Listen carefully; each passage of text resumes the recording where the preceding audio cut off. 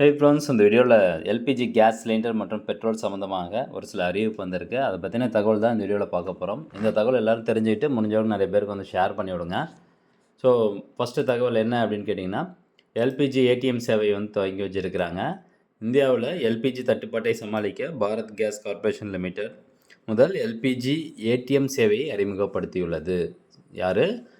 Bharat case தான் அறிமுகப்படுத்தி வச்சுருக்காங்க. எங்கே அப்படின்னு பார்த்தீங்கன்னா, டெல்லியில் இருக்கக்கூடிய குருகிராமில் தொடங்கப்பட்ட இந்த சேவையில் காலி சிலிண்டரை கொண்டு சென்று 2 நிமிடங்களில் புதிய சிலிண்டர் பெறலாம் அப்படின்னு சொல்லியிருக்காங்க. ஓடிபி மற்றும் யூபிஐ மூலம் பணம் செலுத்தி எளிதாக சிலிண்டர் பெறும் வசதி வழங்கப்பட்டிருக்குது அப்படின்னு சொல்லியிருக்காங்க. எல்பிஜி ஏடிஎம் சேவை கொண்டு வந்திருக்காங்க. இது வந்து 10 கிலோ சிலிண்டருக்கு தான் வந்து சொல்லியிருக்கிறாங்க. பட் இமேஜில் வந்து பார்த்திங்கன்னா நம்ம நார்மலாக வீட்டுக்கு உபயோகப்படுத்தக்கூடிய சிலிண்டர் மாதிரி இருக்குது. ஆனால் அப்படி கிடையாது, 10 கிலோ சிலிண்டர் தான் சொல்லியிருக்காங்க இந்த எல்பிஜி ஏடிஎம் சேவையில்.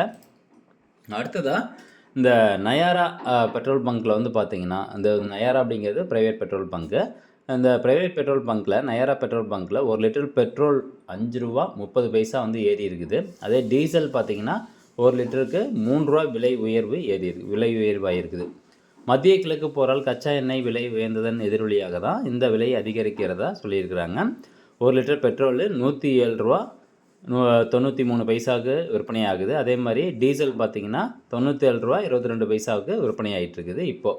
ஆனால் மற்றபடி இந்த பாரத் பெட்ரோலியம், ஐஓசிஎல் இங்கெல்லாம் வந்து பார்த்திங்கன்னா எந்த ஒரு விலையேற்றமும் இல்லை அப்படின்னு சொல்கிறாங்க. ஸோ இன்றைக்கான நிலவரம் என்ன அப்படிங்கிறது நம்ம பார்த்துக்கலாம்.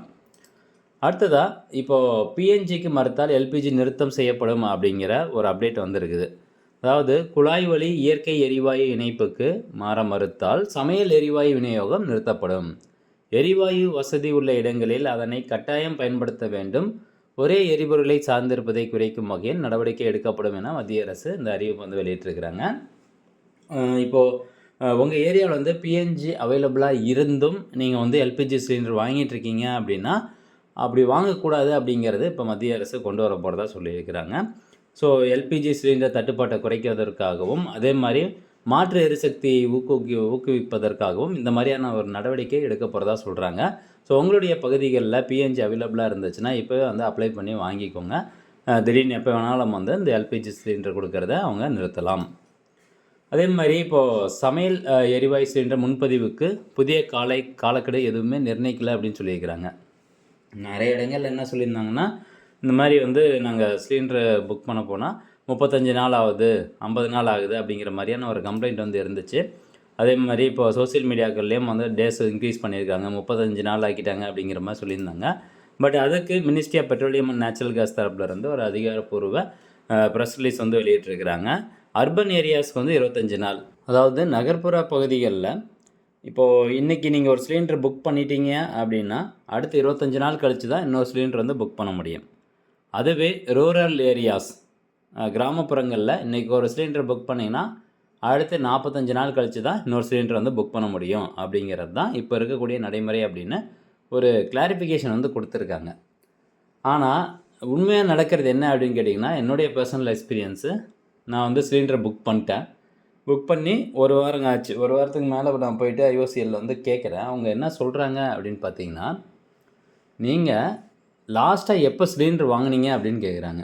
நான் லாஸ்ட்டாக வாங்கினது வந்து டிசம்பர், நடுவில் ஒரு மாதம் நான் ஊருக்கு போயிட்டேன். ஸோ அப்போது லாஸ்ட்டாக நீங்கள் டிசம்பரில் சிலிண்டர் வாங்கியிருக்கீங்க. அதுக்கப்புறம் இப்போது மார்ச்சில் தான் வந்து புக் பண்ணியிருக்கீங்க. அப்போ 3 மாதம் ஒரு சிலிண்டர் நீங்கள் யூஸ் பண்ணுறீங்க. அப்போ அடுத்து உங்களுக்கு சிலிண்டர் வருது 3 மாதம் கழித்து தான் சிலிண்டர் வரும் அப்படிங்கிற மாதிரி ஒரு பெரிய குண்டா தூக்கி போட்டாங்க.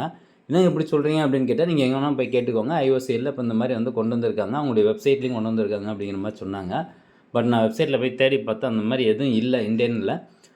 பட் இது என்ன ஒன்றும் புரியல, இது எப்படி வந்து அவங்க கொண்டு போகிறாங்க அப்படிங்கிறது. பட் இங்கே வந்து பார்த்திங்கன்னா சென்ட்ரல் கவர்மெண்ட்டு கிளாரிஃபிகேஷன் கொடுக்குறாங்க 25 டேஸ் 45 டேஸ் அப்படின்னு. பட் இவங்க வந்து லாஸ்ட்டாக எப்போ சிலிண்டர் புக் பண்ணிங்களோ அப்போ இருந்தால் அவங்களுக்கு அந்த ஒரு இடைப்பட்ட இடைவெளி இருக்குது பார்த்திங்களா, லாஸ்ட்டாக சிலிண்டர் புக் பண்ணது இப்போ புக் பண்ணது. ஸோ இதனுடைய கால அளவு எவ்வளோ இருக்கோ அந்த அளவு கழித்து தான் உங்களுக்கு சிலிண்டர் நாங்கள் கொண்டாந்து கொடுப்போம் அப்படிங்கிற மாதிரி சொல்கிறாங்க. இன்னொன்று முக்கியமான ஒரு இன்ஃபர்மேஷன், இந்த சிலிண்டரு இஷ்யூ பண்ணுறாங்க தெரியுங்களா, அப்போ வந்து ஓடிபி நம்ம சொல்லுவோம். ஓடிபி வீட்டுக்கு வந்து டெலிவரி பாய்கிட்ட நம்ம ஓடிபி சொல்லுவோம். ஓடிபி வந்து அவங்க என்டர் பண்ணிக்குவாங்க. இப்போது ஒரு சில இடங்களில் இதுலேயும் வந்து ஃப்ராடு நடக்குது. நிறைய பேருக்கு வந்து கால் பண்ணி இந்த மாதிரி சிலிண்டர் டெலிவரிக்காக வரோம், உங்கள் மொபைலுக்கு ஒரு ஓடிபி வந்திருக்கும், ஓடிபி சொல்லுங்கள் அப்படின்னு. தயவு செஞ்சு யாரும் வந்து ஓடிபி சொல்லிடாதீங்க. சிலிண்ட்ரு உங்கள் வீட்டுக்கு வராமல் உங்களுடைய மொபைலுக்கு வர ஓடிபியை யாருக்கும் ஷேர் பண்ணாதீங்க. அப்படி ஷேர் பண்ணிங்க அப்படின்னா அந்த சிலிண்டரை வேறு ஒருத்தருக்கு கொடுத்துட்றாங்க. ஸோ நிறைய பேர் சிலிண்டர் வரணும் அப்படிங்கிற ஒரு ஆர்வத்தில் நம்ம ஓடிபியை ஷேர் பண்ணிடுவோம். அதனால் இந்த வீடியோ நிறைய பேருக்கு ஷேர் பண்ணுங்கள். ஓடிபி எக்காரணத்தை கொண்டும் சிலிண்டர் வீட்டுக்கு வராமல் ஷேர் பண்ணாதீங்க. அப்படி ஷேர் பண்ணால் சிலிண்டர் வேறு ஒரு வீட்டுக்கு போயிடுது. ஸோ ஃப்ரெண்ட்ஸ், இதுதான் வந்து முக்கியமான தகவல். இந்த தகவல் நிறைய பேருக்கு ஷேர் பண்ணி விடுங்க. மீண்டும் அடுத்த ஒரு நல்ல பதிவில் சந்திக்கலாம். நன்றி, வணக்கம்.